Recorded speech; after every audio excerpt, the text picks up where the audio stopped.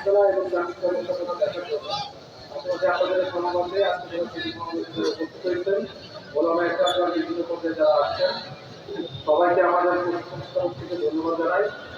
আর আজকের এই প্রোগ্রামে আমাদের যে ব্যবস্থাপনা এই ব্যবস্থাপনা দেখার জন্যই মূলত আসা, যাতে আপনাদের এই প্রোগ্রামটা নির্বিঘ্নে এবং সুন্দর সুস্থভাবে সম্পূর্ণ করা যায়। এটা হবে ট্রাফিক নিয়ে একটু প্রবলেম হতে পারে, এটা আমি ওনাদেরকে আগেও বলছি, আপনাদের যারা নেতৃত্বের ব্যক্তিবর্গ আছে ওনাদেরকে বলছি।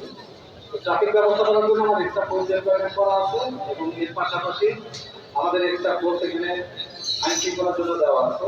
যে কোনো প্রয়োজন হলে পরে সঙ্গে সঙ্গে আমাকে একটু কাইন্ডলি জানাবেন। আর ট্রাফিক ব্যবস্থাপনা যেটা আছে বিভিন্ন মোড় যেগুলোতে যেগুলোতে ঝামেলা মানে সেলফ ইনস্ট্যান্ট কিংবা যে ইনস্ট্যান্টগুলোতে একটু গ্যাদারিং বেশি হয় ওই জায়গাটাতে আমরা এক্সট্রা ফোর্স দিয়ে রাখছি এবং যাতে সুন্দর এবং সুস্থভাবে আপনাদের প্রোগ্রামটা সম্পূর্ণ করা যায়।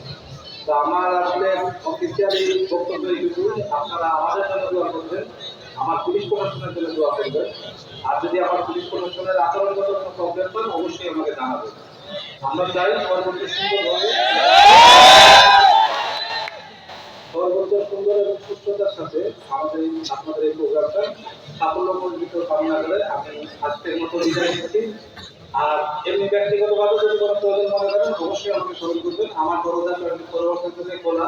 আপনার অবগত আছেন কিনা গতকাল যে রাত্রেও কিন্তু আমাদের এখানে আমি ভুলে গেছি, আমি একা একাই ভুলে গেছি, কাউকে কিছু না বলে আপনাদের এখানে কি দেখছিলাম কার্টুনগুলো যোগাযোগ করতেছিল।